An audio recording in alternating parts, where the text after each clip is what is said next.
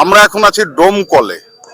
আপনারা প্রত্যেকেই জানেন গোটা রাজ্যের বিশেষ করে যারা বামপন্থী কর্মী সমর্থক, স্পেশালি বলতে গেলে সিপিএম এর এখন চোখ আছে ডোমকলের দিকে, যে ডোমকল কি করছে। কারণ এবারের সবচাইতে বেশি যেখানে সুযোগ আছে সিপিএম এর শূন্য কাটানোর, সেই জায়গাটার নাম হলো ডোমকল। আর আমরা পেয়ে গেছি ডোমকল বিধানসভার যিনি সিপিআইএম প্রার্থী ছিলেন মুস্তাফিজুর রানা, তার সঙ্গেই রেজাল্টের ঠিক একদিন আগে আমরা একটু জানার চেষ্টা করব যে ভোট কেমন হলো এবং মানুষের প্রত্যাশা কি পূরণ করতে পারবে। তো রানাদা, ভোট তো হয়ে গেল, আর একদিন পর হচ্ছে কাউন্টিং। কি মনে হচ্ছে তোমার, ভোট কেমন হলো? ভোট খুব ভালো হয়েছে। সব মানুষ তার নিজের স্বাধীন মতো ভোট দিতে পেরেছে। এটা হচ্ছে যে ডোমকলে অনেক শান্তভাবে ভোট হয়েছে। যে যেমনভাবে যার ভোট সেই মানুষ নিজে দিয়েছে, কারো ভোট কেউ কেড়ে নিতে পারেনি। ভোট খুবই ভালো হয়েছে, সুন্দর হয়েছে।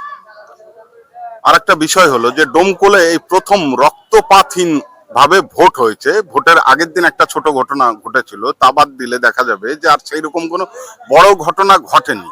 তো এই যে শান্তিপূর্ণ ভোট হলো, তার ক্রেডিট কার দিকে যাবে? আপনাদের কর্মীদের মনোবল, না হচ্ছে গিয়ে ইলেকশন কমিশন?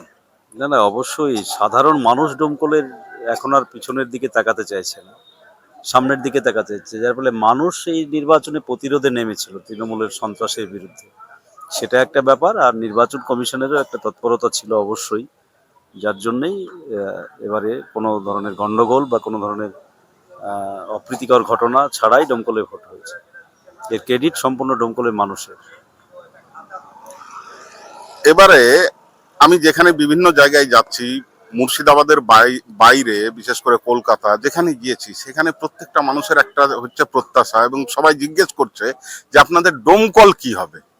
তো রানাদা, কি এবার ডোমকল কি মানুষকে হতাশ করবে, না আবার একটা বিশেষ করে সিপিএম কর্মীদের আবার নতুন করে সাহস যোগাবে? না না, অবশ্যই ডোমকল সিপিএম এর পুরনো ঘাঁটি। যদি গোটা রাজ্যের নিরিখে দেখেন তাহলে এখানে 69 সালে, 67 সালে আমরা জিতেছিলাম প্রথম, তারপরে 69 সাল, তারপরে 72-এর রিগ নির্বাচনে শুধুমাত্র এই সিট হেরেছিলাম, আর গত বছর এনআরসির এতে সিট হেরেছিলাম। বেসিক্যালি ডোমকল হচ্ছে বামপন্থীদের ঘাঁটি, সিপিআইএম এর মূলত। যার ফলে আর এবারের নির্বাচন তো ডোমকলের সাধারণ মানুষ করেছে, আমি প্রথম থেকে বলেছি। এখানে দল মত নির্বিশেষে ডোমকলের মানুষ আমাকে সমর্থন করেছে। যার ফলে নিশ্চিতভাবেই এই সিট 100% যে আশাবাদী আমরা যে এই সিট পুনরুদ্ধার হবে এবং ডোমকল থেকে বামপন্থীদের বা সিপিআইএম এর বিধায়ক এবারে বিধানসভায় যাবে। আচ্ছা, এবারে বিশেষ করে সিপিএম সহ আইএসএফ জোটের প্রচুর ইয়ং ছেলে মেয়েরা নেমেছিল আপনার হচ্ছে সোশ্যাল মিডিয়াতে। তারা ব্যাপকভাবে গান তৈরি করেছে, বিভিন্ন স্লোগান তৈরি করেছে, ভিডিও তৈরি করেছে, এবং আমি ডোমকলেও দেখেছি ডোমকলের মতো এরকম প্রত্যন্ত গ্রামে যেখান থেকে আপনার প্রচুর সাপোর্টার যারা খুব সুন্দর ছন্দ দিয়ে ফেসবুক বলুন, ইউটিউবে বলুন, প্রচুর ভোট প্রচার করেছে। তো আগামী দিনে কি এই সব কর্মীদের আপনারা পার্টির মাধ্যমে সামিল করবেন বা যোগাযোগ করছেন? না না, সে তো অবশ্যই। আমাদের তো প্রত্যেকটা নির্বাচনের পরই হচ্ছে যে নতুন যারা অংশগ্রহণ করে তাদের তালিকা করে নির্দিষ্টভাবে পার্টিতে রিক্রুটমেন্টের প্রক্রিয়া, এটা বামপন্থীদের নতুন না।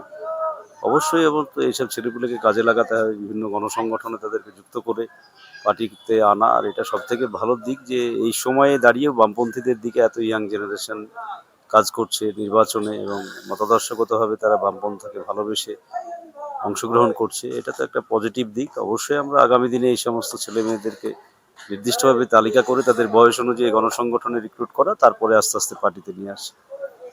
এবারে শেষ প্রশ্ন, আপনি তো শুধু ডোমকলের নেতা না, সিপিআইএম জেলা কমিটির অন্যতম নেতা। তো গোটা মুর্শিদাবাদে এবারে সিপিএম এর রেজাল্ট কি হবে? আমি কতগুলো আসন আমি জিততে পারে? ডোমকল ছাড়া কোথাও ভোট করিনি। ডোমকলে যেহেতু প্রার্থী ছিলাম, যার ফলে অন্য জায়গার কথা আমি বলতে পারবো না, তবে ডোমকলটা জিতবো আমরা। না, অন্য জেলার না, নেতাদের সঙ্গে তো কথা হচ্ছে। আমি জানি না, কারণ আমি তো গত 2 মাস থেকে জেলা থেকে বিচ্ছিন্ন। এবারে অন্য জায়গার কথা বলতে পারবো না, তবে অনেকগুলো সিট এবার আমাদের সম্ভাবনা পায় মুর্শিদাবাদে, এটুকু আমি বলতে পারি। অনেক অনেক ধন্যবাদ।